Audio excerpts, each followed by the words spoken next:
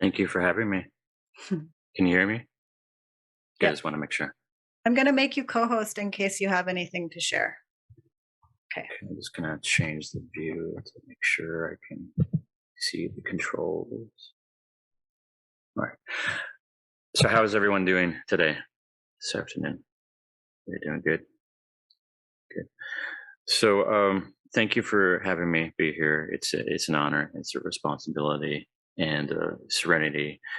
And I've been talking about this subject for a number of years as well. And finally, we've had the opportunity today to bring you some other views when it comes to this field. I come at this myself from a multidisciplinary approach and a lifelong practice. I would also say she did touch upon a little bit as far as my previous earlier adult career in law enforcement. I wore a uniform for about 20 years.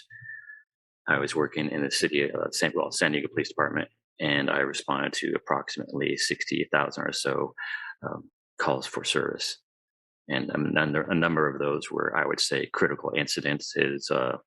I've been in a shooting incident and pretty much anything and everything regarding law enforcement you can imagine I've responded to. And what was I going to say? Yeah, 60,000 or so calls of service, and maybe some of us are familiar since we are doing something in a first responder role as well, that the average person in their lifetime usually experiences anywhere from 1 to 3 critical incidences. So, a major accident, trauma, loss, some experience with violence. Those definitions of critical incidences. Now, does that has anyone here just heard of that? What I just said? On average, 1 to 3 critical incidences within a lifetime. I mean, raise your hand or make a gesture. So, and the average lifetime being about 78 years or so currently in the United States. So, I don't know everyone's background. Feel free to say if you'd like, if you're comfortable. But I've had pretty much a very compressed, rich microcosm of quite a few critical incidences within a 20-year career span, and then I had a number of critical incidences early on in my life as well, including my childhood. That's enough about me. What I'd like to do is present some tools, a toolkit for you people, first responders. I would say first responders are in many ways at the forefront of people's critical incidences within their lifetime. And hopefully they don't have any more than 3 within the total of their life.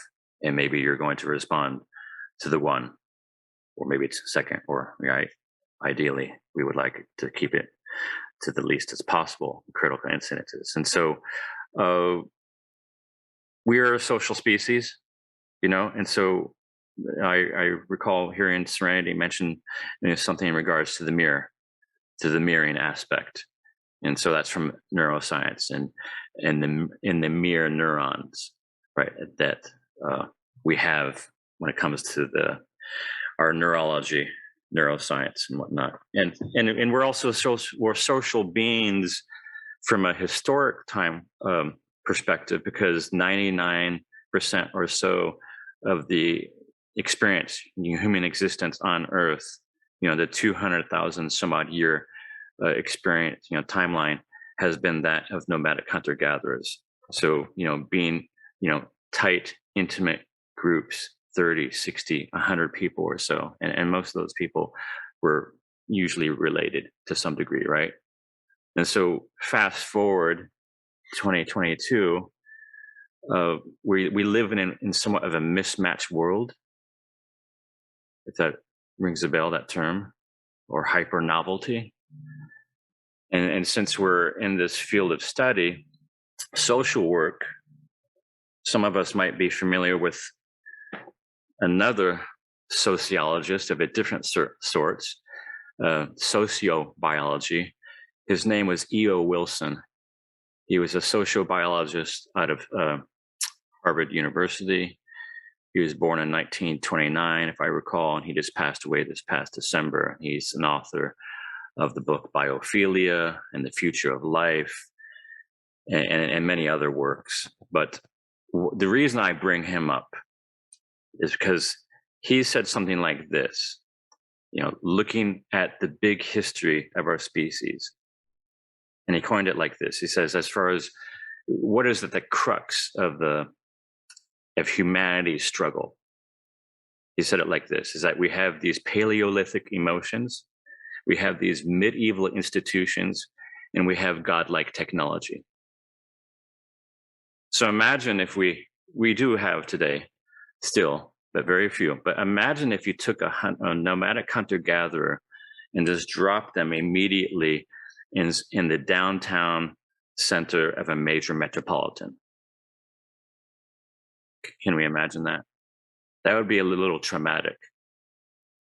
The thing is, that's us at a cellular level, at a neurological level, at the core of our consciousness. So our consciousness is 90 or so plus unconscious consciousness, right? And we were talking about some aspects of the brain, right? The limbic system and the emotional centers, the forebrain. And so at a cellular level, right, the 100 trillion or so cells, depending on who's counting when it comes to the human body, the human experience. And it's all one body, right? Sometimes we'll hear mind body. It's both, right? The only way you can have a separation if you go into politics. I'm just kidding, but yeah. It's all interwoven, right? If you look at embryology, we are a culmination. We start out as one cell, and now we're 100 trillion cells. And so it's a process. We come to this present day as a fully developed human being, a process of emergence. So we can look at that from a biological perspective, but we can also look at this from a human history perspective and in emergence, right? I mentioned the majority of human existence, nomadic hunter-gatherers. So we had these built-in support systems, right? But unfortunately, many of us in the modern world, we don't have the social networks, the connections, the support as we once did, as say our ancestors once did, right? We live in a mismatched world, and I imagine for many of us, it's pretty clear as far as how mismatch and hyper novelty is at odds with our health, for instance, right? We kind of have, in some ways, fake food, right? We have, ultra processed food in some ways, and food at a biological, at a cellular level, it speaks to the genes. Right? In genomics, it speaks to the genes. And so there's other information from our environment. And food is a resource from our environment, and we're taking from the outside world, and we're making it a part of us, the inside world. And so all these bits of information speak to our genes as well. So our environment, our group, the information that we're exposed to, the screen and social media information and whatnot. So there's many layers to this, right? To the human experience. I mean, we could go on, and so I'll break it down a little bit more too. So I kind of look at it from a first principles perspective, and so I do these thought experiments with myself, and so okay, we're just another life form upon the biosphere. And if we look across the biosphere as far as other life, and so we are mammals, and if you look at other mammals, imagine what are they thinking, right? At a survival and perhaps at a cellular level, they're probably thinking, am I safe, right? Is my environment, my immediate environment, my immediate surroundings that I'm within, is it safe? And then, can I function and survive in this environment? Now, imagine if you got injured, go back history, big history. If we broke our leg, for instance, or if we had a major cut abrasion, that might have been a death sentence to us. That's still the case today, but fortunately we have modern medicine and we have ambulance, and so we can get the treatment. But imagine, go back in a time machine. And so this is our wire. This is our default wiring, right? You think of the PC computer. I don't know. What do we have today? Windows 2010. So for a human being, imagine you have Windows, however far back, BC, before the Bronze Age. So, I would say this would be the late, Paleolithic era, right? The late Stone Age. So what else are mammals thinking, right? Besides being safe, can I function and survive in this environment? And they're also thinking, okay, am I connected to tribe? Am I connected to tribe? Or, in other animals' case, am I connected to the pack?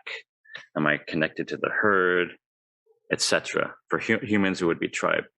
And then another thing that they might be thinking is like, okay, how can all of this support progeny, right? And if anybody has any questions, I don't know, maybe message me or raise a hand or take yourself off of mute and just, let me know if everyone's tracking so far. Okay. Another thing I look at from a first principle perspective is this. I'm just looking at my notes real quick. Okay, so mindset, right? So I'm looking more at the human species now, and not just the broad species of mammals. So mindset, the mind, maybe someone here is familiar with the term, the mind is the builder, right? Thoughts become things, right? It's kind of a double-edged sword. There's also another saying, it's kind of a joke, right? That the mind is a dangerous place without adult supervision, right? And so here's the thing. Ideas can be things. They can be beautiful, and they can be not so beautiful at times. And they can be very powerful. So if you take the idea of energy equals the mass times the speed of light squared, what did that idea help create, for instance? Right? I imagine some of us are familiar with this at least, right? E equals mc squared helped to create the atomic bomb. Right? So ideas are very powerful, but in both directions. Right? So something to be aware of. Right?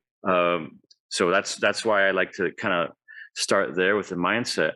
And so as far as the umbrella of mindset, what can we put underneath the umbrella of mindset? We can put under the umbrella psychology, right? We can put under another thing under it is PVT, or the Poly-Vagal theory. And I remember hearing a number of times with Serenity talking about co-regulation, right? And so the person who's really big, and I think he founded that discipline of polyvagal theory, is Stephen Porges. So Google him, polyvagal theory, Stephen Porges. And so that's more of the latest development aspect when it comes to the autonomic nervous system. You have the fight, flight, and freeze. Right? So you have the two branches are the parasympathetic, which is the rest, the digest, the repair, right, the reproduction. And then you have the other side, the sympathetic nervous system, the fight, flight, or freeze. And then you have the other one from PVT, polyvagal theory, is the social connection aspect,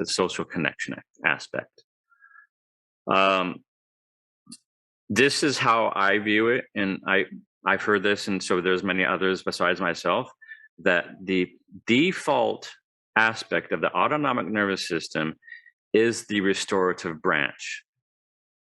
So it's the parasympathetic side. It's not so much the sympathetic side. So in this country, for instance, there's quite a bit of talk about stress, especially the last 2 years or so with the global pandemic. I don't know if anyone here in the audience is familiar with that. Unfortunately, in this country, there's about 100 million people out of a total of, say, 330 million people in the country who are in chronic pain. Right? So a little less than 1 out of 3, unfortunately. So chronic pain typically is 6 months or longer. And I work with a lot of people in the movement, health, fitness, wellness realm. And a lot of people I work with are in chronic pain. But I really feel that, and some of us might be familiar with this book as well. It's like, I think it's the book, it's called The Body Keeps the Score, right? And some people will say that the brain is basically from here on up, right? The neck on up, but the mind is global. The mind is global. And then there's another person, give me a moment. I believe it's Candace Pert.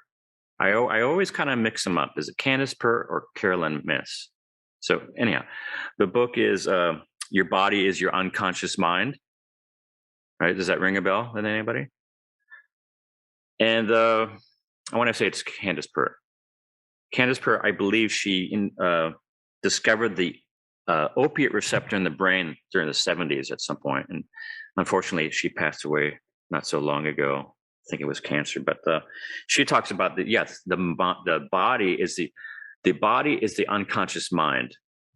All right, that's another thing that she said about it. So what I was meaning to say when it comes to chronic pain, I feel a lot of times it's not just physical, right? We are a multitude, right? It's mind, body, perhaps spirit for some of us. And that I wouldn't be surprised that a lot of people's chronic pain it's complex. It's not just the one event. Let's just say it was a car accident or bike accident. Fill in the blank. It was that, and maybe some other experiences, and perhaps even early back trauma, and perhaps childhood trauma and ACEs, and if we have 4 or more, if we have 4 or more out of the 10, unfortunately, a lot of times we have more to be aware of and manage as best we can, so we improve our odds, right? If we're familiar with Gabor Mate and his work, right? And he came out with that documentary about a year or so ago, The Wisdom of Trauma. So the body is speaking to us constantly. The body has no ability to lie. So if you're in pain, your body's trying to tell you, hey, pay attention and maybe do something different, for instance. And so under the umbrella of mindset, psychology, polyvagal theory, neuroscience, I would also say Paleoarchaeology, so prehistory, since really what we're currently experiencing compared to the vast majority of the human experience, in my eyes, I would say it's pretty much an experiment. And I'm not quite sure how the experiment's going so far, and I'm not quite sure how it's going to end up. Right? I'm really curious about that. Got to be hopeful, though, right? Because without that, it's going to make it even more difficult. I would also include mythology when it comes to this, right? When it comes to the mindset aspect, mythology. And yes, I am biased. I'm a big fan of Joseph Campbell and Carl Jung. Joseph Campbell and the hero's myth, the hero's journey. And I think reminds me of Carl Jung and one of the Latin inscriptions that he had above his doorway of his home at Lake Zurich, and it's also on his tombstone. And my pronunciation of Latin is not very good, but it basically, the translation is this: whether seen or unseen, God is present. Right? And so whatever your God is, right? The unknown, the mystery, spirit, etc. Or it could be just the awe and wonder and beauty of it all. Okay, so I think having at least some consideration, if anything, because if you look at mythology, for instance, it's basically these rituals that some of our species have had since time immemorial. If you go back to the earliest archaeological sites of what they've found about our species past, you can see burial sites dating back to 78,000 years ago, right? And so they enacted some myth that was basically in reverence to life, right? And in someone's very last moments in exhalation, right? And so I think the myths perhaps helped provide these guide stones, tools, a framework for the navigation of life. So we were able to navigate it as best we can, despite some of the malevolence and tragedy of life. Because at some point, we're all going to experience it to some degree, in some form or fashion, right? So I think there's a lot to borrow from there. The other pillar besides mindset, I'm looking at recovery. And recovery, not just from a mental perspective, physical, perhaps even physical, mental, emotional, perhaps even spiritual. But the big rocks for me are sleep, right? Sleep is our biggest, I would say it's synonymous with nutrition. And I hope this isn't too much of a segue, but I'm going to go there because I'm just going to make a point, and some of us in the audience might be familiar with this. So sleep is so powerful. So it's powerful in both directions. So in the negative direction of sleep deprivation is that it's used in torture.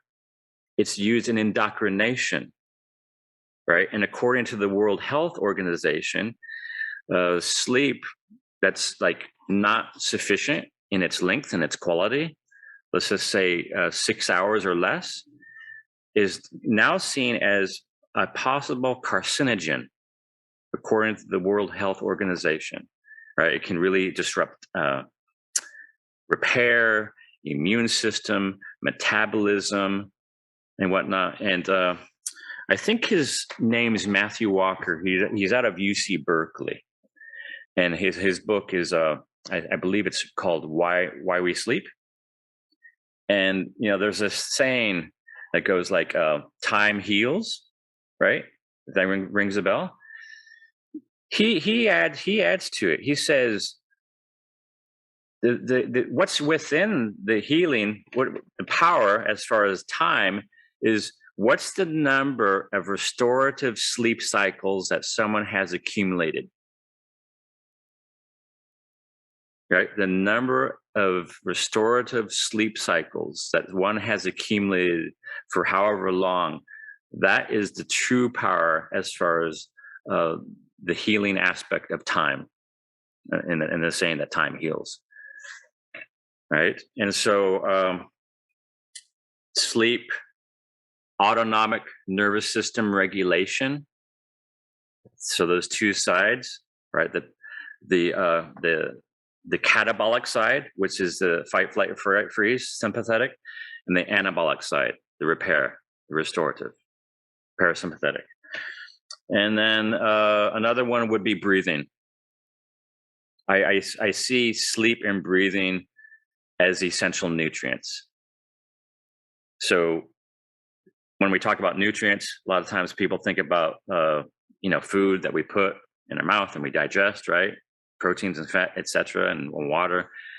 But I've heard something like this, is that you can go maybe 30 days without food, 3 or so days without water, depending on the environment, depending on your level of exertion. But then how many minutes can we go without air? Maybe about 3 or so. So the breathing aspect can be very restorative. I mean, obviously it's essential, but and some of us might be familiar with it, I'm not sure, but I mentioned the autonomic nervous system and the 2 sides of it. So when I focus on the exhalation, when I focus on the pause, and when I focus on nasal breathing, that's going to be more restorative. Now, if there's people here who practice some form of meditation, or maybe chanting, maybe yoga, a lot of times what I'm speaking of, that's the science. That's like, this is a science breakdown as far as why people, a lot of times when it's like the gentle type of yoga, why are they feeling so much restoration from it, right? Because they're doing something that's going to have an influence on the autonomic nervous system that's biasing the parasympathetic branch. So the longer the exhalation, the longer the pause, as long as it's comfortable and it's not causing distress, that's going to promote more of the restorative side. Another thing you can do, if you're feeling comfortable and if you're in a place that's comfortable and allows, do it with a hum, a sigh, a yawn, a swallow. So when we're doing those things, not only is it a matter of modulating the breath, I'm also stimulating and vibrating the vocal cords, which has an influence on the vagus nerve, right? The wandering nerve that has to do with many of the vital organ systems, and it's another side of the parasympathetic branch of the autonomic nervous system. Say that 10 times real fast. I have a hard time sometimes. How are we doing so far? Give me a thumbs up or a nod or some type of, okay. And if anybody has anything that they want to add or questions, please let me know too on the screen or unmute yourself.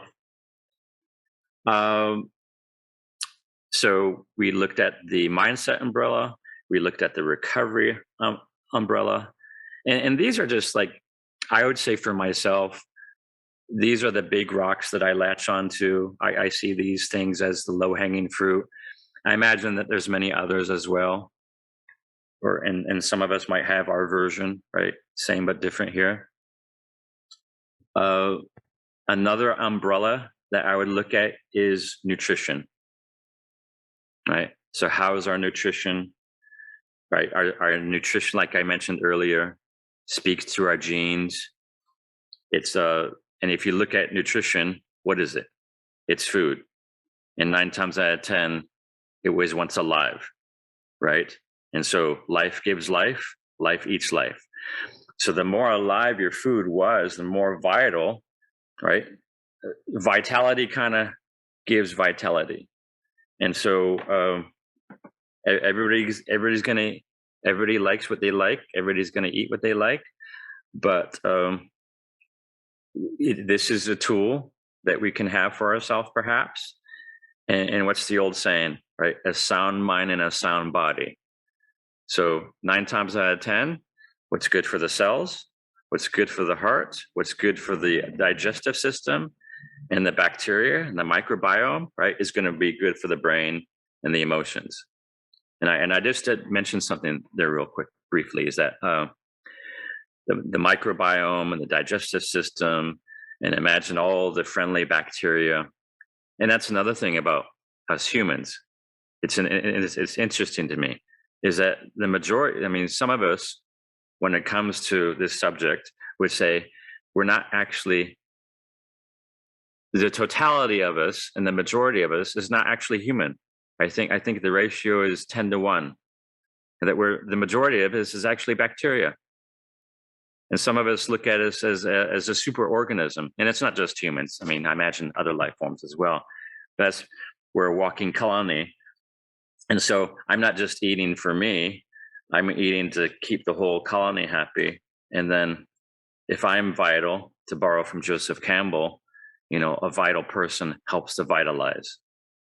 And we talk about co-regulation, right? I think they're all kind of interwoven, same but different here.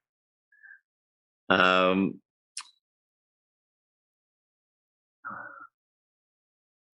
of course, these are things that are going to have an influence on the endocrine system, the hormonal system. And going back to digestive system and how it's going to influence, right, these other systems, because it's all interwoven, it's all one body. Some of us might have heard the term the abdominal brain, right? So some people who have a very sensitive digestive system, and maybe they have some sensitivities and intolerances. Gluten is a big culprit for a lot of people. Sometimes that they find that influences their mood, for instance, right? Or maybe you're sufficient in omega-3 fatty acids. And if you include a little bit more of that, that's going to help the whole biology. And so I call it, right, healthy mind, healthy body. So that's the nutrition umbrella. Another umbrella I would say is movement, right? So imagine that our species, going back a big history, that walking movement predates this forebrain, right? So movement is ancient, movement is old, it's prehistory, it's even it's pre-species for that matter, right? And so when we first entered the world, like just for ourselves, right, in our own lifetime, right, the first thing that we did was breathe, right, hopefully, right? And they made sure that you did if there was a problem, right? And breathing is movement, by the way. We do it about 20,000 or so times a day, 8 million times or so a year. And so that's breathing is movement. And then like the first year of life, we were moving, we were exploring ourselves, we were exploring our environment, and perhaps we were also interacting with another. And that all took place within a good year or so, and most of the times prior to our current language of today, right? And so that was the first language. I would say in some ways we could look at it was the language of movement. And the thing about movement, it's not just movement from a motor output perspective, it's sensory movement, right? And so within this mid-region of the brain, it's called the sensory motor cortex, right? So having a sense of self and right, this inner world and the outer world and our relationship with, and how we're able to manage and navigate within. It's pretty interesting, right? And so movement helps with cognition, because they really feel that with our upright walking, that helped us to develop the brain, right? Because we were getting all these sensory inputs into the nervous system. And so another thing that I'll say about the sensory inputs is that I did mention chronic pain. I also feel that emotions can be somewhat painful, right? Like the term heartache, for instance. Oh, I'm sick to my stomach, right? These sorts of sayings. And I've also seen most recently, maybe some of us have seen this too, that there's actually something out there. It's called broken heart syndrome, right? Broken heart syndrome. Imagine someone has some, major tragedy, loss in their life that can really have an impact on their heart and perhaps even lead to something in regards to the heart. And as far as the two top, I don't know so much nowadays since the pandemic, but outside of the pandemic, what I remember hearing through the CDC statistics is that the top two, and they kind of go neck and neck each year depending, but it's heart disease and cancer. And I kind of have a suspicion, once again, as far as the whole mind-body connection, similar to the chronic pain that I was mentioning earlier, it's not just the heart disease that people are having, perhaps is much more than just dietary cholesterol. I wouldn't be surprised that there's a significant portion that it's heartache. You know, it's a mental, emotional, spiritual heartache. And their heart is literally breaking. That's just my view of it. So if pain can just be somewhat, if we can have some painful emotions, I view that a little bit more as an output compared to an input. And so if we wanted to try to have a shift of that, right, a shift of our present state, perhaps what we can do is change the inputs. Now, I heard, early on is that like we can help others do this for themselves by mirroring, by co-regulating and whatnot. And so perhaps because a lot of communication, for instance, is nonverbal. So maybe the person who we're communicating with are picking up on some of this, and we start to sync, right, through our senses. In some ways, we're syncing our nervous systems together. And I think a lot of times women who spend a lot of time together, this is very evident, right? You're in sync, right? So what we can do to help shift our senses, the inputs, to help with the outputs that we might be experiencing is, right, the largest organ of the human body, right? It emerged from the brain, skin, senses, right? Change what you're feeling, right? Rub your hands, rub yourself, right? Feel the senses, literally feel. And so when it comes to the senses and the brain mapping, maybe some of us are familiar with that one term, and there's also a caricature that kind of describes this. It gives you a visual representation. Look up the homunculus, right? And so what you'll see about that visual representation of the homunculus, right? There's a lot of senses when it comes to the hands, there's a lot of senses when it comes to the feet. There's a lot of senses when it comes to the eyes, nose, mouth, ears, right? So those are very sensory rich. So besides, the rubbing of the skin and feeling with the hands, maybe the feet, right? We can also massage the ears, right? And we probably have already done this, and maybe unknowingly at some point ourselves, maybe a partner, maybe even a pet, right? Because, we're all mammals and we all have a lot of similarities when it comes to our development and nervous system. So what do a lot of pets do? Cats and dogs, for instance, when you're rubbing their ears and necks, they press into you, right? Because you're helping their nervous system get into a more calm, relaxed state, right? A lot of times we'll see other animals and we'll see this ourselves, and sometimes it's very catching, yawning, right? So even if we do it deliberately, right, just try to do a yawn, do a swallow, do a sigh, do a hum, do some tone, some chant. These are all things to help with the vagus nerve, the parasympathetic branch. And these are, once again, different inputs. They're different inputs.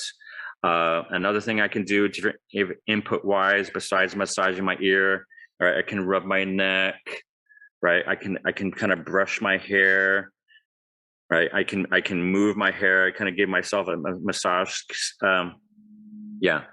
scalp massage. So when it comes to this, these are the very human, social, communicative centers. I feel it's kind of interrelated with the Poly-Vagal theory, and you can look this up and Google it. So there's 12 cranial nerves. There's 12 cranial nerves when it comes to the human body. So 9 times out of 10, when you stimulate one or a number of these 12 cranial nerves, you're going to have a positive restorative influence, right? Sensory input to help with the output as far as the nervous system goes, right? Doing something different with the eyes, right? Doing something different with the breathing. I can kind of give myself a hug even in a way. I can even kind of rock myself as well. Another thing when it comes to the eyes is that nowadays, and maybe some of us have experienced this at times, especially if we've been in front of the screen and computer for a prolonged period of time. So imagine big history, early humans, right? If we got too fixated, what's that synonymous with? That's synonymous with tunnel vision, right? Right? We're losing our panorama. And so at a nervous system level, at a hormonal level, that's stressful. So shift the focus, shift the state, take in your panorama, right? And shift your focus from near, as far as the computer screen goes, to far. And move the eyes around, right? Rather than just have them fixed, move them about. And another thing, when you're moving the eyes about, you're moving fascia, you're moving nerves, you're helping with neural tension, right? And so the fascia, right, it envelops the entire body. And fascia connects to every cell in the human body, including the DNA. So the power of movement, right? The power of changing the shapes, the positions of your body, even if it includes your eyes, right? And when I do something with my scalp, for instance, I'm influencing the superficial fascia, right? There's many layers of fascia, but it's all interwoven, it's all interconnected. And there's been this, when it comes to fascia, most recently, because it's so interwoven. So imagine the power. They are now looking at fascia as being a sensory nerve. And so if we have something that has something about the senses, right, that's going to have also another influence output wise and hormonal wise. And so it's all connected. It's all one body. And I think it's pretty damn fascinating. And it's just another, it's something else to be aware of and perhaps have in your toolbox, in your toolkit. How are we on time? Because I have about 30 plus some odd years accumulated when it comes to this. I mean, I'm noticing the timer. It's an hour and 9 or so. I just want to be mindful of everyone's time, and maybe just shift gears a bit and hand it off to you folks. Any questions, and then I have also resources that we can perhaps have, if you'd like, for afterwards. Because as you can see, there's a lot to this, I feel. How does everyone feel about that? Just let me know. Take yourself off of mute, or do something visually so I can get a sense as far as where we're at when it comes to this. Yeah. Okay. Now, I kind of gave you the big panorama, first principles, those pillars: mindset, recovery, nutrition, and movement. and maybe a few tools as far as sensory inputs to help shift gears and to have maybe a little bit of a different output and shift our functioning state autonomic nervous system wise. Does anyone want to go more into any other pillar? Mindset, recovery, nutrition, movement. Does anyone have any questions, or does anyone have anything to add?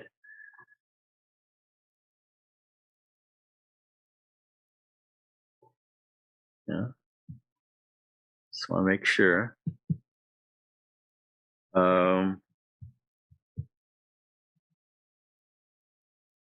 so I'm checking the chat. Okay, so someone said movement, please. And so if you'd like, if you're comfortable with it, go ahead and take yourself off and mute. And so we can, I really want to get specific to your question and make sure that I'm helping you out when it comes to the movement side of this.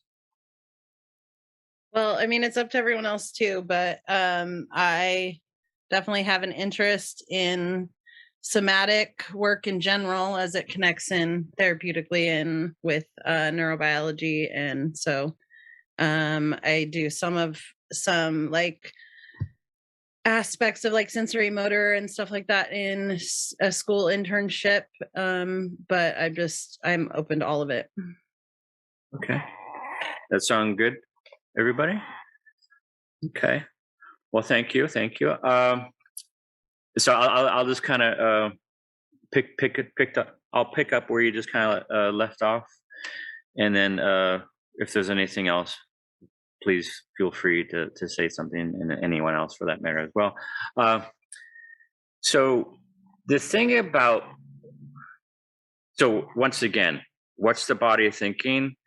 To try to create as safe and comfortable environment for yourself and others who you might be working with in this context as best as you can. So are they comfortable? Are they safe? Another thing I'll say is everything's optional. And since I'm more of a, as far as the hands-on, the physical action side of what I do when I work with people, I don't call it training. I use a little bit different language, and maybe this is helping when it comes to this subject, this question right here, because I think sometimes people might not have the best association to that word. I would say it's a movement lesson, movement vitamins, maybe even play.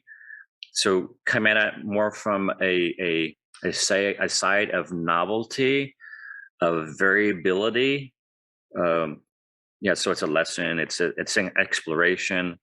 And after this session, a lot of times I'll ask the person, what felt good? What did you enjoy? And what did you learn?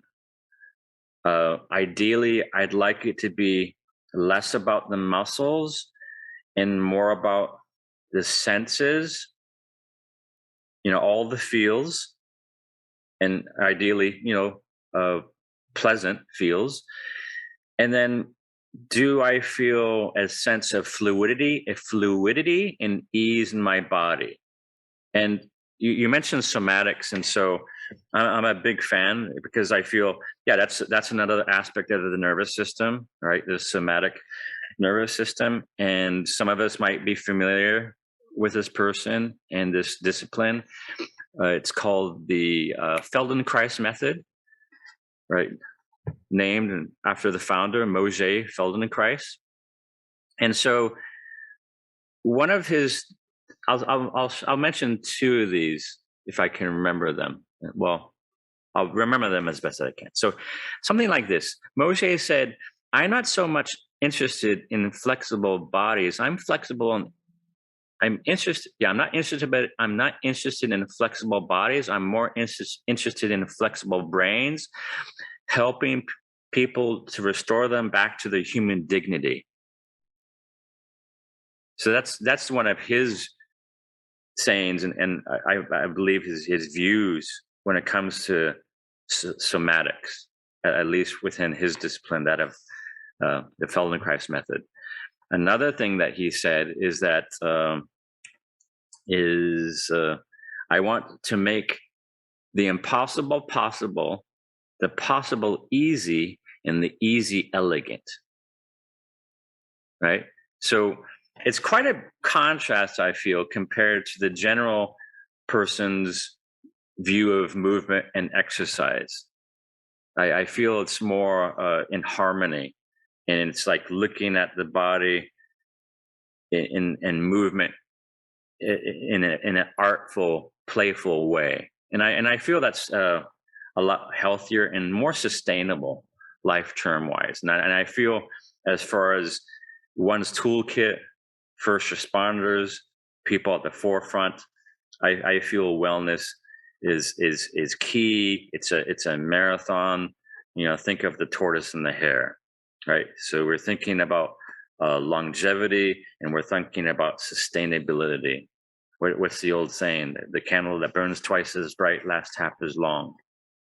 So if you really want to be as healthy and vital as best as you can in this field, and not just the profession, but your life, right, as a whole, is that I think we have to consider, well, we don't have to do anything, but if this is of interest and concern, I would say be respectful, be mindful of the panorama.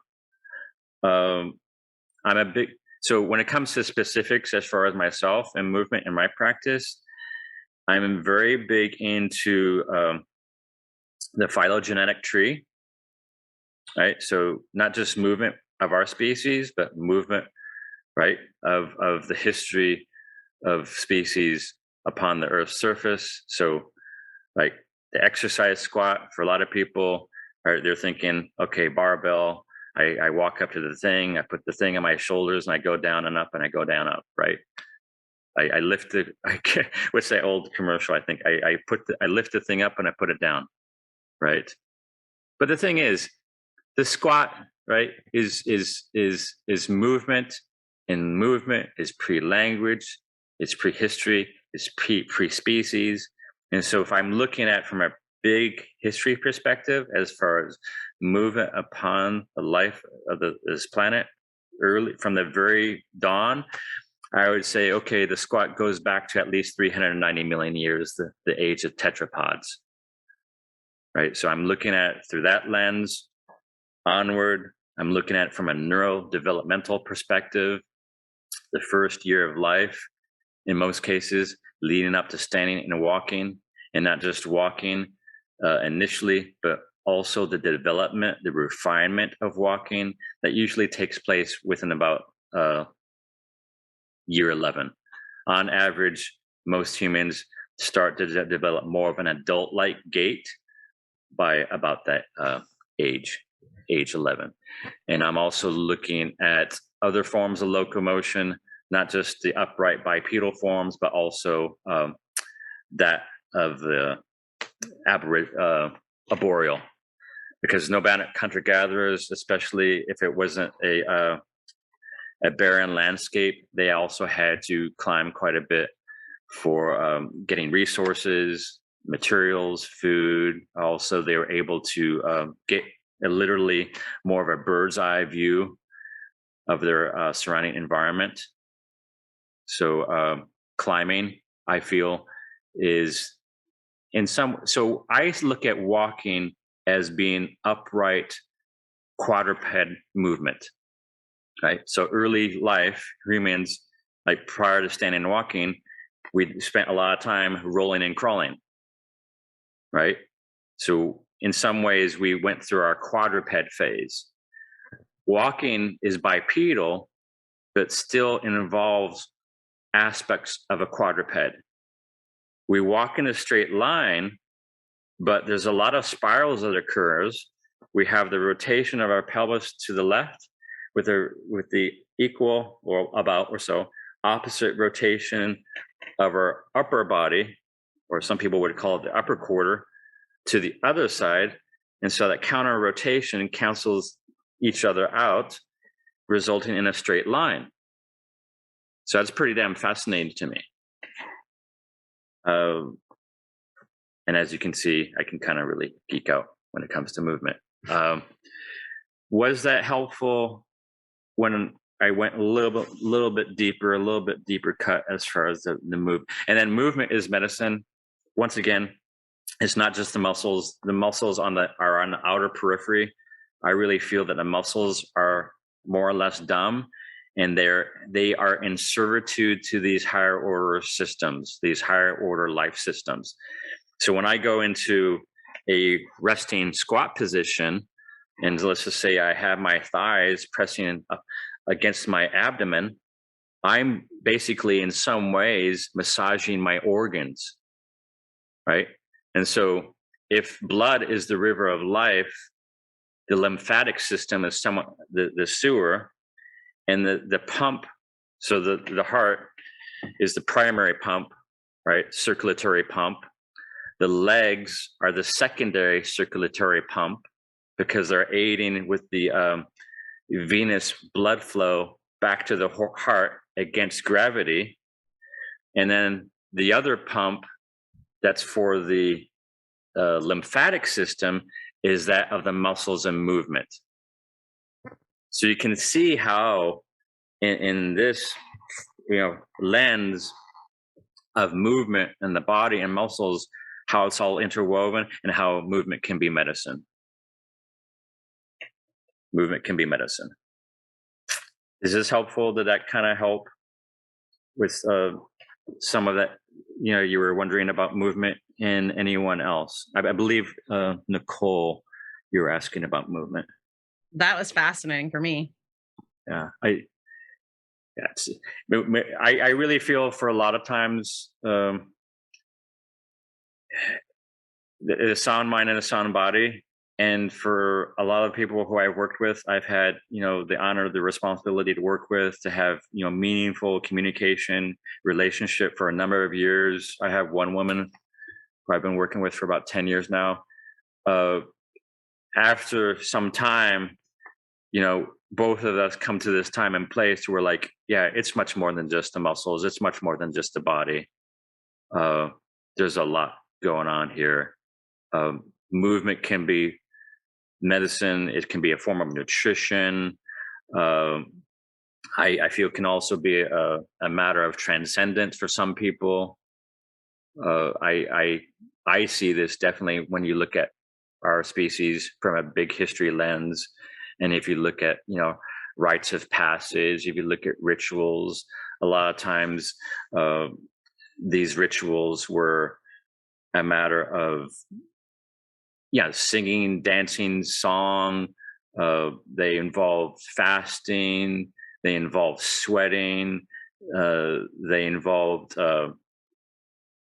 questing, going out on a walkabout, literally at times. There's many layers to this, and so I think that's we felt this, we experienced this early in our species life, and I say that it's still available to us. It's still relevant to us today if we're so inclined. Anybody else? So we got a little bit deeper cut when it comes to the movement side of things. We had the recovery nutrition, and we had the mindset. And if anyone wants to go any more into any one or a number of those, and if anybody has anything else that they'd like to maybe have covered or just share.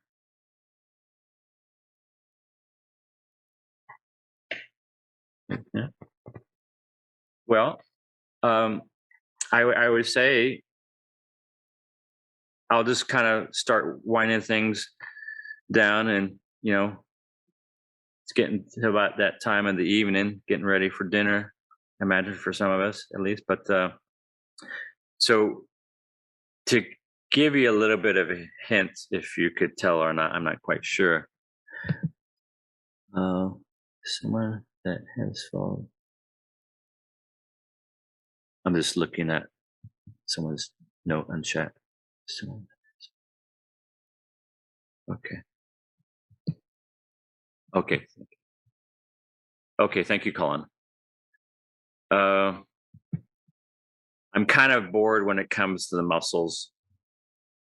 You know, I feel a lot of the work that I've been doing over the years, I would say that's low on the totem pole.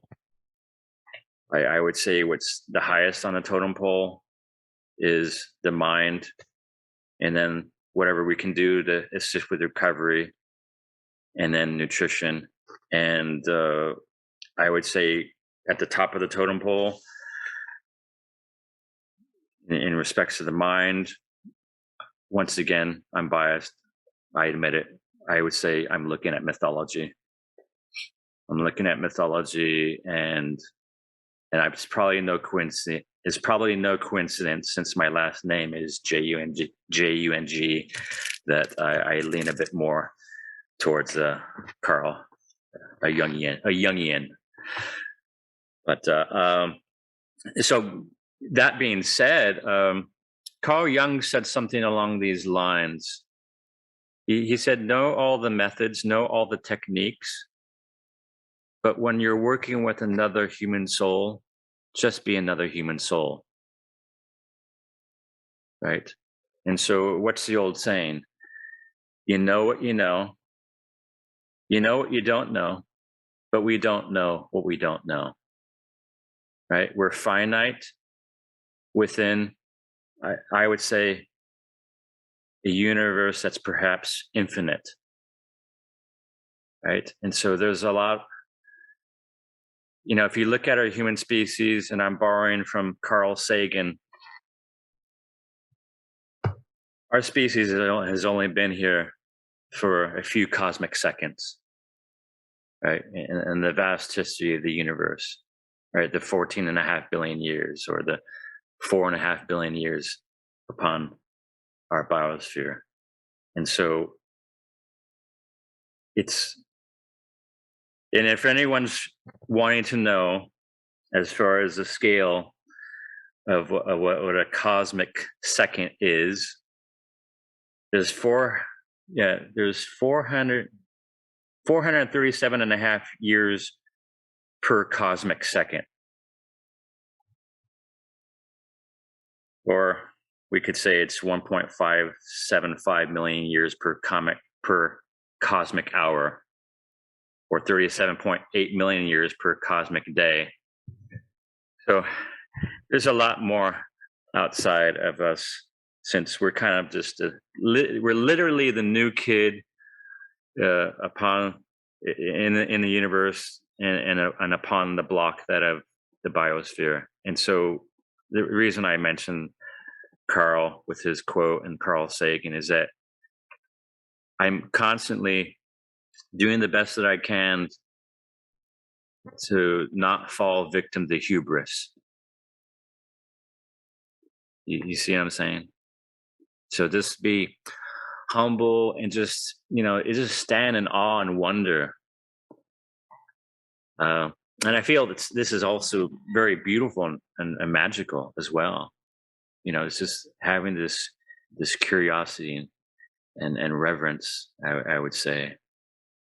And it's okay to not be okay sometimes, and it's okay to not know. Right? What's the old saying? I think it's from Socrates. I know nothing. I know that I know nothing. And I think a lot of these people, from going back to times of antiquity, and these sayings are sayings for a reason. You know, they've literally stood the test of time. I'm going to leave us with this, and I'm pulling up a quote here. And so, love your life, perfect your life, beautify all things in your life, seek to make your life long and its purpose in the service of your people. Anyone have any idea who that's from? I could say it again if anyone would like. Hold on a second. Okay, someone. I'll say it again for a review. But yeah, love your life, perfect your life, beautify all things in your life, seek to make your life long and its purpose in the service of your people. That's from Chief Tecumseh. So unless anyone has anything else, so I will include, just to give you a parting gift to perhaps aid you and maybe others in the future. I'll give you a link of mine that has a number of resources. As you can see, I'm multitasking and talking to myself. So there's my link, everybody. And if anybody else has anything, or everybody's good, just let me know. I can kind of see, I believe. So if we're good, we're good. Okay, thank you. Yep, thank you. I don't see your link. I put it in the chat. Oh, yep. Thank you. Hold on. I gotta put it to everyone. I didn't hit the everyone button. Yeah. Thank you so much. So everyone, you got the link. Thank you for your time, your attention, and then the best to you in your future, your studies, your field, your life, and have a good dinner. Have a good evening. And if anybody has anything, you have my info, my link, and feel free to get a hold of me. And so, other than that, thank you very much, and perhaps until we meet again. And thank you.